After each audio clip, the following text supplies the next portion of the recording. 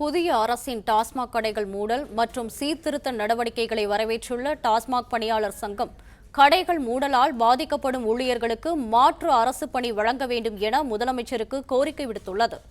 இது தொடர்பாக கூடுதல் விவரங்களுடன் இணைகிறார் எமது செய்தியாளர் ராஜகுமரன்.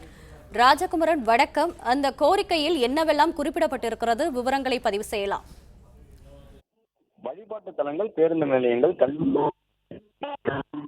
மதுக்கடைகள் மூடப்பட்டு அதற்கான உத்தரவும் பிறப்பிக்கப்பட்ட இருக்கக்கூடிய சூழ்நிலையை தான் டாஸ்மாக் பணியாளர் சங்கம் சார்பில் முதலமைச்சருக்கு இந்த கோரிக்கையை முன்வைத்திருக்கிறார்கள்.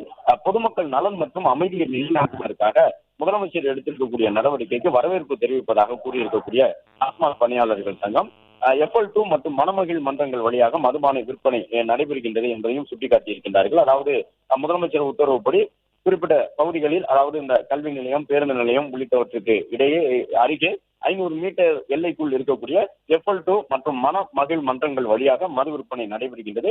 அதனையும் அரசு முழுமையாக தடுக்க வேண்டும் என்று கோரிக்கை விடுத்திருக்கின்றார்கள். மதுபான கடைகளிலே மதுபானங்கள் விற்பனை நிர்ணயிக்கப்பட்ட அதிகபட்ச சில்லறை விலைக்கும் கூடுதலாக 10 ரூபாயும் அதற்கு மேலும் பிரச்சனைகள் எழுகின்றன. இந்த பிரச்சனைகள் இருக்கின்றன. காலி பாட்டில்களை திரும்ப பெறக்கூடிய திட்டத்தில் ஒரு பாட்டிலுக்கு கூடுதலாக வசூலித்து அந்த பாட்டில் திரும்பி வரும் பொழுது 10 ரூபாயை திரும்பி வழங்க வேண்டும் என்ற வகையில் தான் கூடுதல் தொகை பெறப்படுகிறது.